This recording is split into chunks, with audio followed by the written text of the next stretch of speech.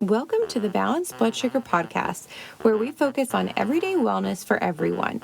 I'm Adrienne Wheat, a registered nurse, here to share tips, habits, and lifestyle shifts that can help you feel your best by stabilizing blood sugar and improving your overall health. Everything we discuss is designed for general health and routine education because everyone deserves to feel empowered with the right information. But I'm not your personal nurse, so make sure to check with your healthcare provider before making any changes. Let's dive into today's episode. Hi friends, welcome back to the Balanced Blood Sugar Podcast. Today's episode is going to be a bit different, but very, very important. We're tackling a topic that's at the core of every decision that you make about your health. How can we know something is true?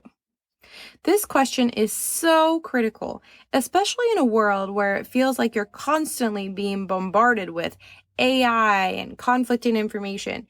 You see one thing in the news, and then someone else on social media or in your healthcare clinic is saying the complete opposite. So if you're anything like me, this is a conversation that you've probably had with yourself more than once. It's tough enough trying to figure out what's real in the day-to-day, but when it comes to medical information, when your health, your life, or even the health of your loved ones is at stake, the stakes are so much higher. And yet the truth can feel even more difficult to find. I've heard from so many of you who are overwhelmed, frustrated, and fed up with trying to sort out what's true in this sea of misinformation. You're asking, who can I trust? And how do I know which studies are legitimate? This is something I've personally struggled with too, so I'm excited to dive into this with you today. I want to start by sharing a personal story that really shifted the way that I look at truth, particularly in the medical field. And some of you might know this from previous episodes and our stories, but when I was living in South America, specifically in Peru, I was doing some deep research into vaccine data because some decisions that were being made in my family. And what I found was mind-blowing. Not just because of what the studies said, but because of the lengths that are taken to keep information hidden. So here's what happened. I was reading these scholarly journals, mostly from Europe, and when I tried to share the links with my family back in the US, they couldn't access them. They were geographically locked, completely restricted from being viewed in America. Just think about that for a second. This wasn't some random blog post. These were peer-reviewed scientific journals, the kind of information we should all be able to access. But nope. Americans were completely blocked from seeing this research. And that was a huge wake-up call for me and my family because it made us realize that if information like this could be restricted, what else was being kept from us? If we're being denied access to critical health data, it made me question, what else is big pharma and big money controlling? And this was back in 2018. So this was before all the other crazy stuff happened. But it's not just about vaccines. It's everything from diabetes medications to cholesterol treatments and side effects and beyond. That experience really made me realize something important. Truth is out there, but it's not always easy to find. And today, I want to help you navigate the murky waters of misinformation and empower you to start uncovering the truth for yourself. Okay, so let's dive into the meat of this conversation. How do we know what's true? This is especially critical when we're talking about health because not only is there so much money involved, but your well-being is at stake. So the truth matters. And the reality is a lot of the information we're given, especially from mainstream sources, isn't designed to help us. It's designed to protect corporate profits. Take, for example, how pharmaceutical companies sponsor studies. Did you know that a significant percentage of the studies on medications are funded by the very companies that stand to make billions of dollars if the results are favorable? Think about the conflict of interest here. In fact, there have been numerous examples where a study's conclusion will state something favorable about a drug or a treatment, but if you dig into the actual data in the study, the findings and the data don't support the conclusion at all. One of the most glaring examples was the erythritol study that made headlines not too long ago. If you remember, the study suggested that erythritol, a very popular natural sweetener or sugar alcohol, was harmful. And the media ran wild with it. And suddenly people were freaking out, thinking they were consuming something dangerous and they were going to die of heart attacks. But when you sat down and read the study, you can see that the conclusions were misleading. The actual data didn't support the panic that the media had whipped up. And this happens all the time. Sadly, mainstream headlines are more designed to scare and drive views and traffic than they are to inform nowadays. And that's why it's so important that we don't just read the headlines or the abstract of a study. I know that the abstracts or summaries can make it seem like you're getting all the key points without having to read the whole paper, and that's what it's supposed to do. But that's not what's been happening. You need to dig into the methodology, see how the study was conducted, look at the sample size, and ask yourself if the results make sense. Did they use a large amount of people? Is it a mixture of men and women? Were there conflicts of interest by the authors? Was the study peer-reviewed by independent experts? Or was it ghost-written by people hired by pharmaceutical companies? You'll have to dig for some of this info outside of the study itself most of the time, but it's so important. So let's talk about ghostwriting for a minute. Ghostwriting is a huge issue in the medical field. Many articles published under a respected scientist's name were actually written by somebody else, usually paid by the drug company. And this is why we can't take studies at face value. We have to be critical thinkers and ask who benefits from this information. And another huge red flag is when Big Pharma sponsors a study. Now, I know that's not always a bad thing, but it's important to remember that their goal is to sell drugs. They're not funding studies out of the goodness of their hearts. If the study results don't support their agenda, the likelihood of that study seeing the light of day is slim to none. And many whistleblowers have actually said that they were forced to destroy studies that didn't line up with the desired results. So this is a huge issue in the medical field. And this brings us to another key point. Who can we trust?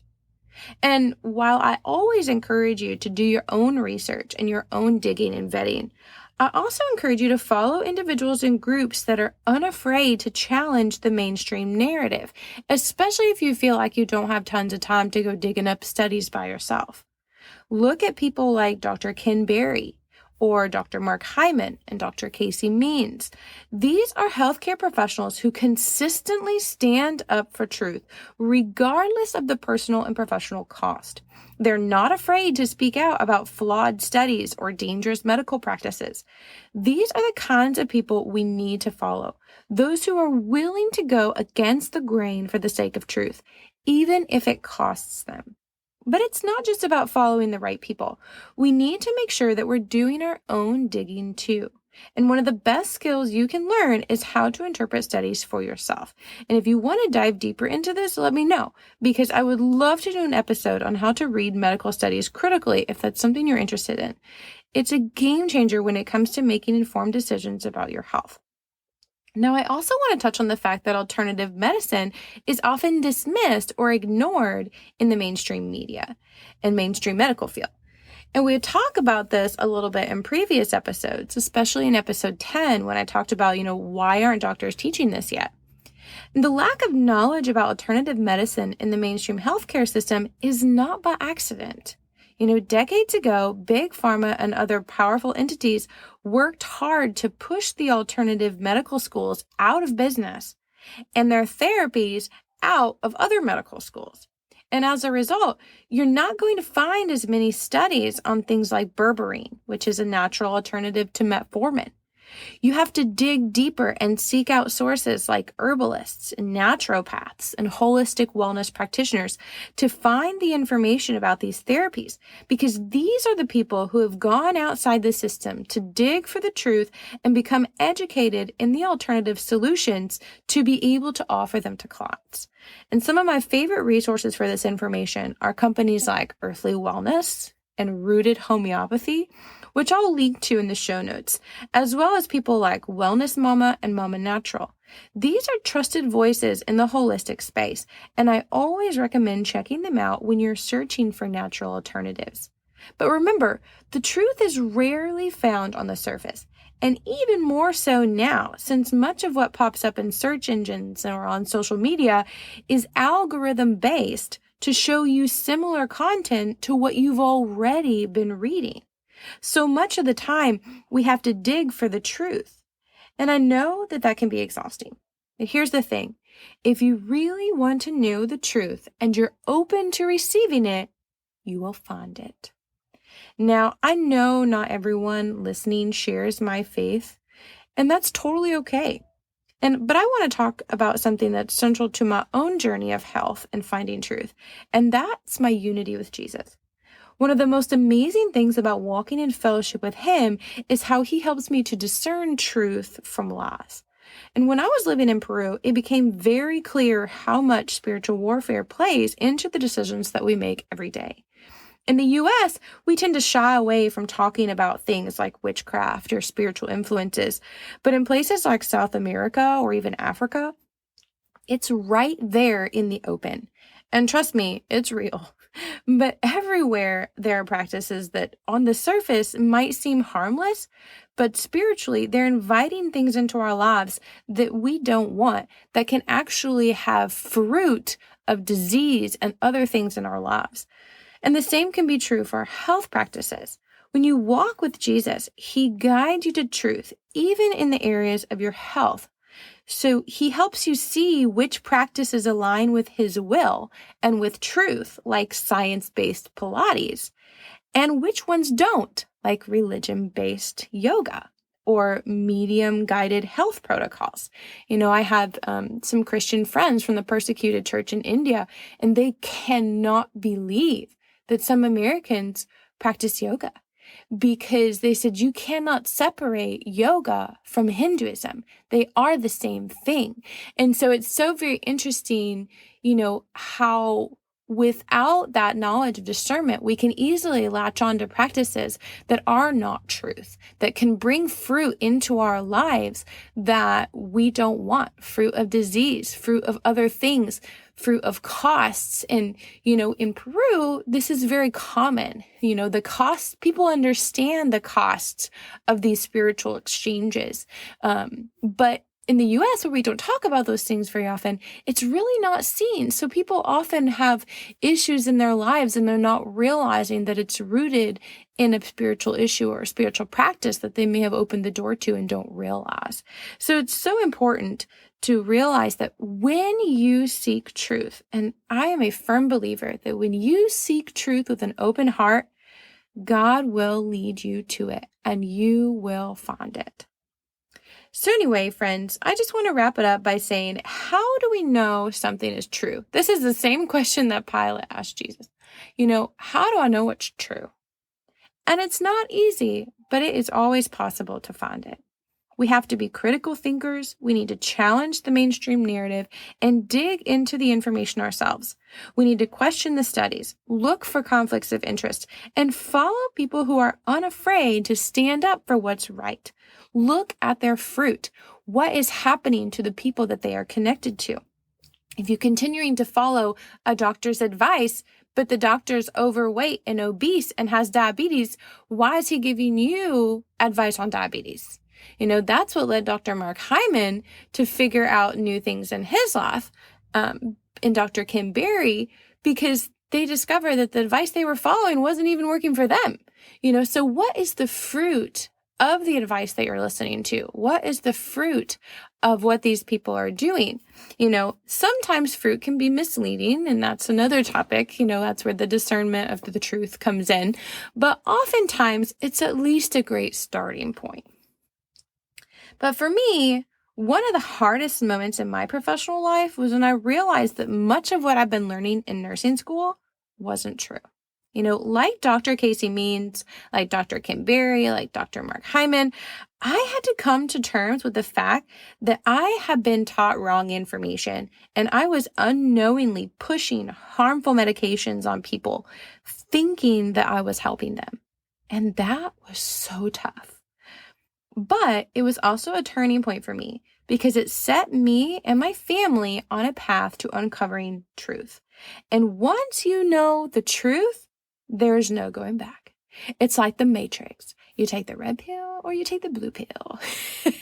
But sadly, there really is no pill to erase the truth that you know once you know it. But my challenge for you today is to start digging.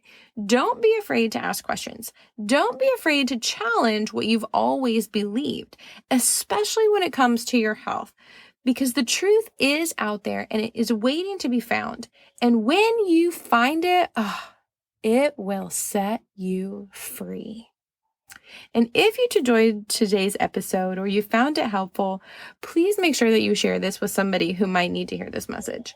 And if you're interested in learning more about how to read medical studies or dive deeper into any of these topics, please let me know because I'd love to do some more episodes on this in the future if you want. But until next time, take care of yourself, keep searching for the truth, and know that you're not alone in this journey. And if you haven't yet grabbed our free Get Started guide, please be sure to do that in the show notes. We also have a holiday cookbook that you can grab as well. So please make sure you're grabbing those resources that we have made for you to help you jumpstart your journey, especially during this crazy holiday season. Anyway, we love you all and we will talk with you later. Bye-bye.